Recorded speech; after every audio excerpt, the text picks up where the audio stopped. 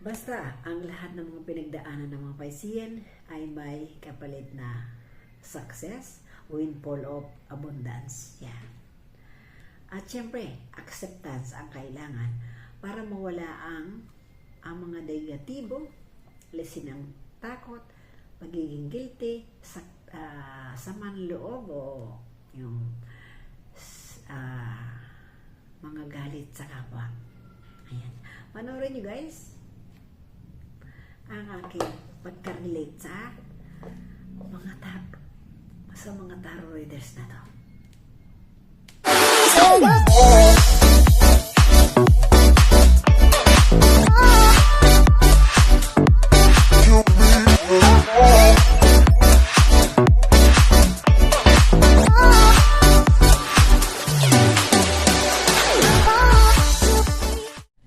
Hello guys, welcome back to my channel, Labilin guys. Ayan, dito na naman po tayo sa pag-picture ng mga paisiyan. Kamusta po ang mga ko-paisiyan dyan? Ayan.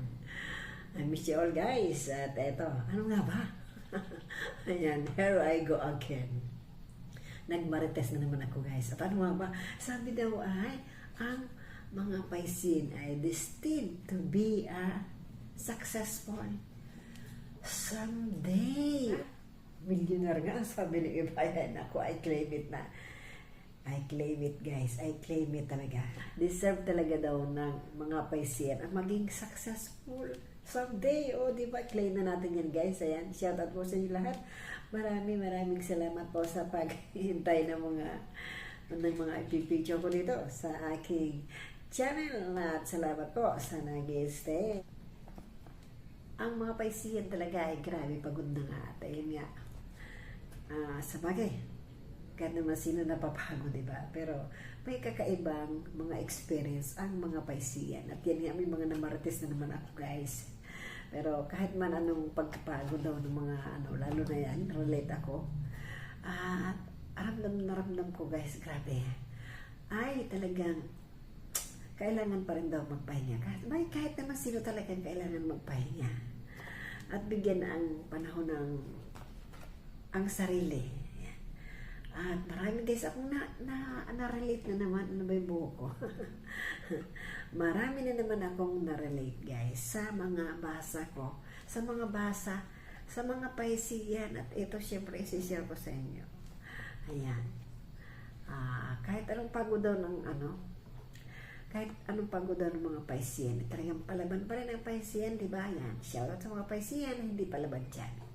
Pero kailangan pa rin nating magpahinga at tayo doon nga papaguran na at yun talaga ang na ko sa lahat ng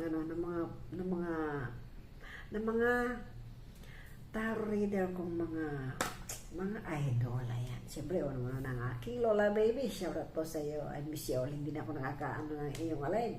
Pasensya na at may mga time na nagkakataon na tayo ay magkasabay magka-live o naka-live ako din or naka-guest ako sa ibang channel. May mga pinagdedesisyonan daw ngayon si Pisces ay sabay kahit naman sino rin nagdedesisyonan sa buhay. Pag kung walang desisyon ay paano na tayo, diba? Sa ako guys, yung relate ko yung siyempre yung aking yung sitwasyon na marami akong pinagdaan ng pagsubok at yun yan. Ayan sa business, ayan sa family, merong pinagdedesisyon ng malaking desisyon ang Pisces. Sa sobrang pagod nga ng mga Piscean at ito ramdam na ramdam ko guys yung pagod ko. At minsan nga sa isang live ay ako'y napaiyak na yung sobrang pagod ko. Tagagalit na rin sa akin ng anak ko. Dahil ako nga ay pinahihinto na niya sa pagtinda pero hindi pa rin pwede kasi may mga obligation akong ayan. In short, yan. Andito na naman tayo sa usapang business ko. Ayun nga, di ba, na-feature ko na sa mga una kong channel, video, ay yung pagkabagsak ko. Yung pagkaano ko. Yung nanakawan nga ko ay ayun. Ngayon ay nagdudusa akong nagbayad ng mga utang at malapit na matapos dyan. At salamat sa Diyos at siyempre salamat sa aking anak. At sa sobrang hirap ng dinanas ko ay eto, nakatayo pa rin sila Lilin. Kailangan pa rin mo, ano. At kahit parang minsan gusto kong sumuko, ay sabi ko, bakit ako susuko, diba? Tama lang yung lumuha lang yung aking mga mata. At punasin ko ang mga luha na yan. At, ayun, nakakaya ko pa rin naman syempre. Pero, gaya nga niya na sabi nga ng tarot reader, may nabasa ako na sabi, kahit grabe ang aking problema pinagdaanan, ay nakukuha ko pa rin daw ngumiti o ayun, di ba guys? At nakakapagpangiti pa rin daw ako sa aking kapwa. Yun naman na-relate ako doon. Totoo naman yung guys. Hindi naman sa, ayan, pagbuhat ng bangko ko ay siyempre ako naman siyempre masayahin. Ayan. Nakukuha ko nga magpasaya at maging masaya. May mga time na nandun man yung yung sabi nga ng isang tarot reader ay yung problema ko ay lagi kong may mga as in mga time na dinadahan ko sa iya ko. Pero parang tungkol yun nga sabi ko, tumutulo lang ang luha ko. Wala na, tapos na. Hinaharap ko yan, kinakaya. At siyempre, nandun po yung aking mataimtim na pagdadasal na yun nga.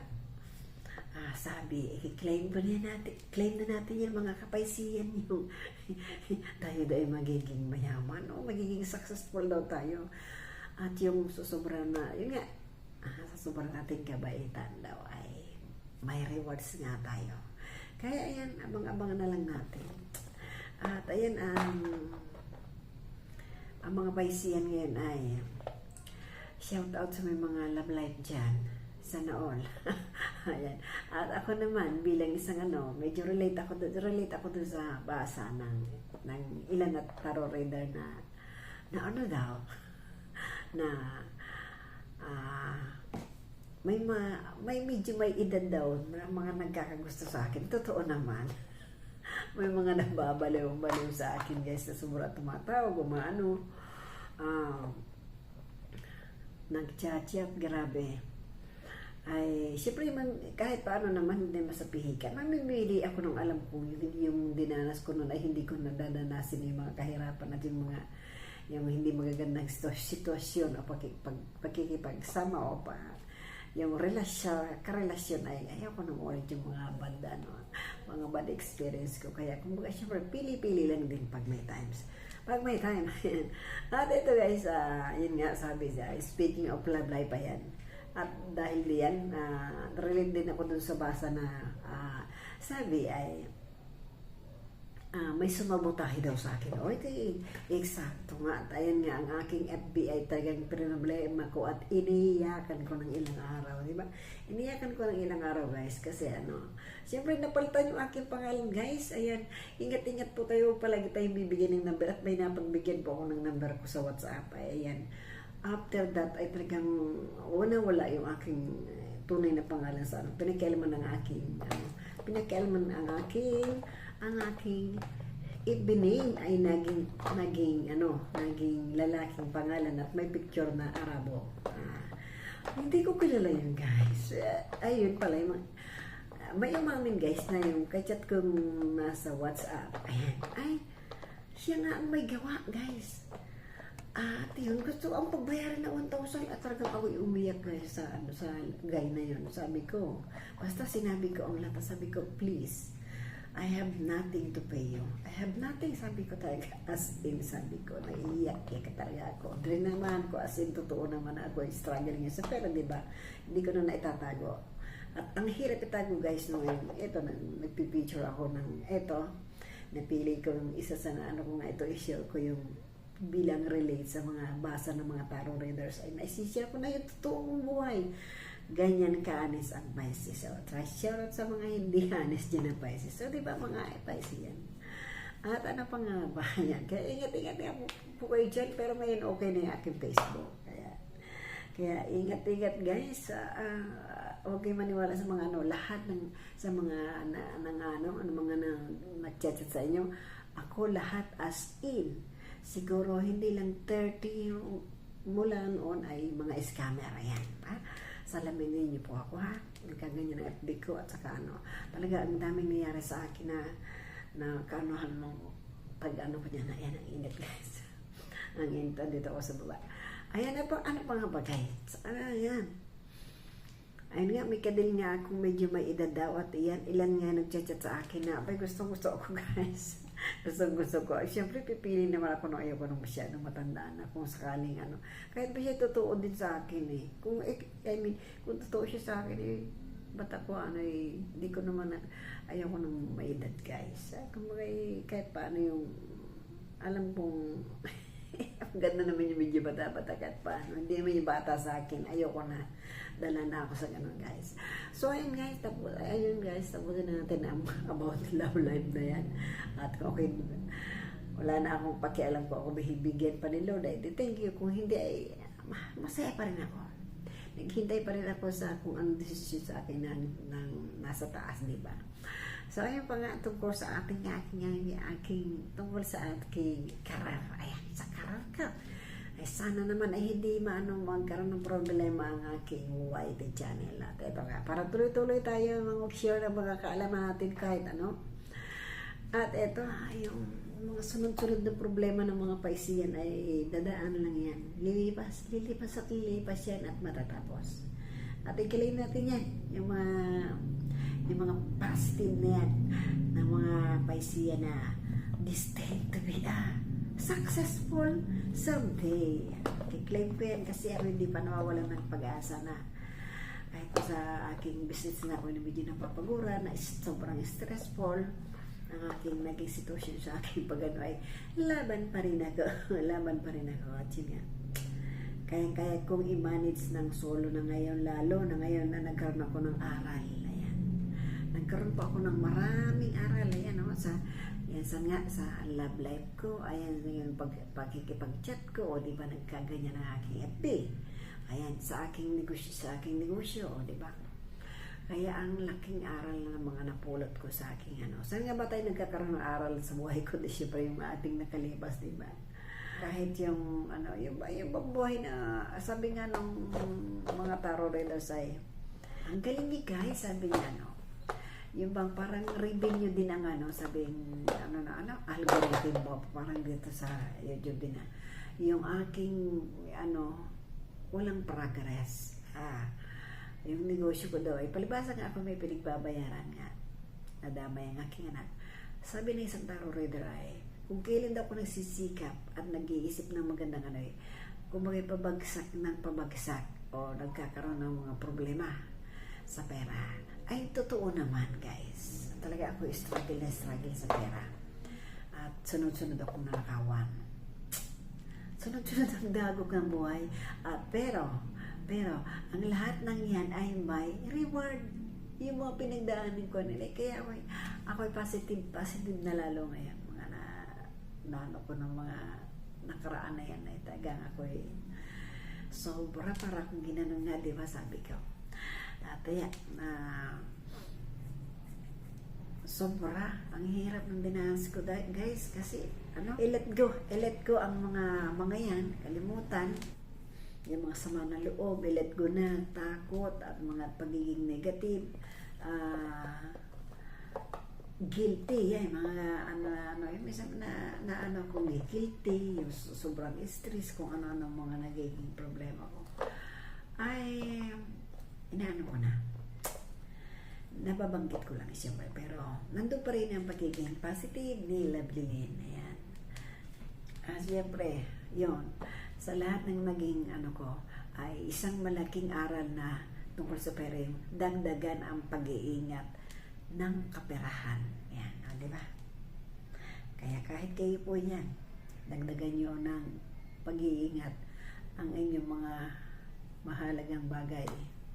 At gaya nga, katulad nung ako na nakawan last week, nasa loob ko na ng tindahan ko, nasa loob na ng bag ko, ay may magaling na namingwit nga. Ayun. At isa rin yung ilang araw na iniyakan ko nga, di ba?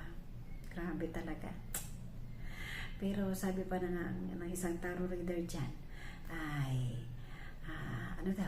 kung ano daw yung nawala ako, ay times 10 pa or more, ibabalik. Ay, sabi ko, Lord, ayun, yung pinagdadasal ko talaga. At itong sa Lola Baby naman, mabalik tayo sa love life. Sabi ni Lola Baby naman ay, yun daw aking yung soulmate ko daw ay. Pagkikita ko daw ay sa mga parang party o mga ganun. Yung kung ano mang event yan. Aba, ay kahit saan.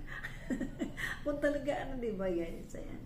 Hindi ko na, 50-50 na ako dyan. Hindi ko na inaasahan masyado dahil sa dami ko naging lesson learned.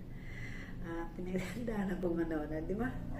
Yan, acceptance ang kailangan natin mga paisiyan sa kung ano man yung dinanas natin. Yan, alisin natin yung takot, yung guilty, pagiging negative, yung sama ng loob, yung pot ng puso natin. Yan, yung mga gumawa sa atin ng hindi magaganda ay, ayun, relate ako kasi kung mag-aaral ngayon sa ating mga paisiyan, lalo na kung aral din sa akin yun dahil kasi ililit ko na sa isip ko yung mga gumawa sa akin na hindi magaganda para ako'y umuswag-uswag na.